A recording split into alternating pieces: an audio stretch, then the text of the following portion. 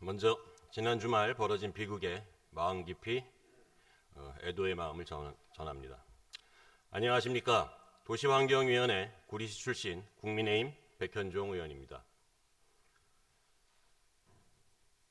지난 20대 대선을 앞두고 대한민국을 떠들썩하게 했던 성남시 대장동 사건은 지금도 계속되고 있습니다. 화천대유와 천화동인 소유주 등 7명은 3억 5천만 원을 출자해 무려 2,400배에 달하는 8,500억 원의 수익을 올렸다는 언론 보도도 있었습니다. 경기관광공사 사장을 지냈고 성남도시개발공사 기획본부장을 지낸 유동규 씨 등 핵심 인물 여러 명이 구속됐었고 사건에 연루된 많은 사람들이 목숨을 끊었습니다. 지난 제10대 경기도의회에서 국민의힘 소속 6명의 도의원들은 대장동 화천대유 사건에 대해 당시 현직에 있던 이재명 지사에게 여러 차례 진상을 밝히라 요구했습니다.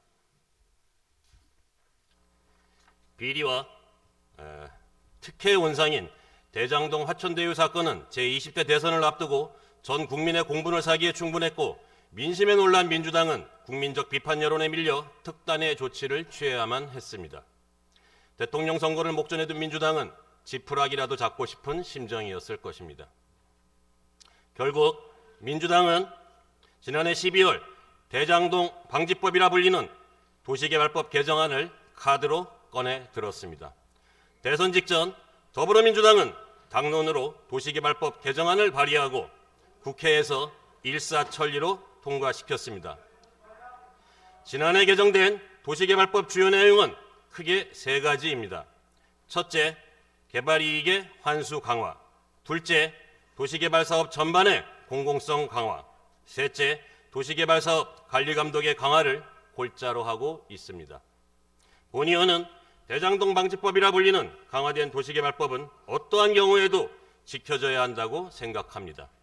특히 기존에 추진하던 사업이라도 법을 시행하기 전 도시개발구역으로 지정받지 못했다면 사업자 공모 등 사업계획 수립을 처음부터 다시 진행해야 한다는 도시개발법 부칙은 가장 우선적으로 지켜져야 한다고 생각합니다. 지난해 말 개정된 이 도시개발법은 6개월이라는 유예기한을 두고 올해 6월 22일부터 시행됐습니다. 그런데 아주 놀라운 일이 벌어지고 있습니다. 대장동 방지법이라 불리며 국민들의 관심을 불러모았던 개정 강화된 도시개발법이 그 효력을 발휘하기도 전에 무력화시키는 재개정안이 9월 7일 또다시 발의됐습니다. 발의자는 김민철, 윤호중 의원 등 민주당 국회의원님들입니다. 민주당은 대장동 사건이 떠들썩할 때는 민심이 무서워 법을 개정했다가 대통령 선거와 지방선거가 끝나니 또다시 법을 뜯어고쳐 과거로 회귀하려 하고 있습니다. 도시개발법은 사냥이 끝나면 삶아 먹어도 되는 사냥개가 아닙니다. 도시개발법을 토사구팽시켜서는 안 됩니다. 도시개발법 재개정을 통해 이미 사업을 선점한 업체들에게 법 적용 3년의 유예기한을 두도록 하는 것은 특정 업체들에게 혜택을 주는 것과 다름이 없습니다. 경기도 31개 시군 중 도시개발법 재개정에 따른 여파로 혼란을 겪을 지역은 무려 10곳이 넘습니다. 또한 지난달 4일에는 감사원에서 대장동과 닮은 6곳을 캔다는 언론 보도가 있었습니다. 해당 지역은 의왕, 평택, 김포, 광주, 의정부, 구리시입니다. 감사원은 지난 7월에도 성남시와 성남도시공사가 주도한 백현동 개발 사업에서 특정 업체에 수천억 원의 이익을 몰아준 비리를 밝혀낸 바 있습니다. 이렇듯 경기 지역 개발 사업에는 아직도 대장동 화천대유 망령이 곳곳에 숨어 있습니다. 김동연 지사님께서는 후보 시절 부동산 문제를 경기 지역 최대 현안으로 본다면서 반값 아파트 20만 호 공급 등을 약속했습니다.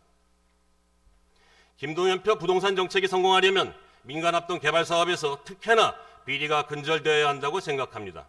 그러나 도시개발법이 재개정이 돼서 누더기가 된다면 지사님이 말씀하신 민생을 위한 부동산 정책은 명백하게 실패할 것입니다. 도시개발법을 하나씩 허물기 시작한다면 그 피해는 우리 도민들에게 돌아갈 것입니다. 앞서 말씀드렸듯이 지사님이 속한 민주당에서 도시개발법 재개정안을 발의했고 본 의원은 대장동 망령을 부활시키는 재개정에 반대한다고 분명하게 밝혔습니다. 지사님, 도시개발법 재개정에 대한 지사님의 입장은 무엇입니까? 도시개발법 재개정에 대해 경기도 차원에서 반대 의견을 발표할 생각은 없으신지요? 지사님의 소신 있는 답변을 기대하면서 마치겠습니다. 끝까지 경청해 주셔서 감사합니다.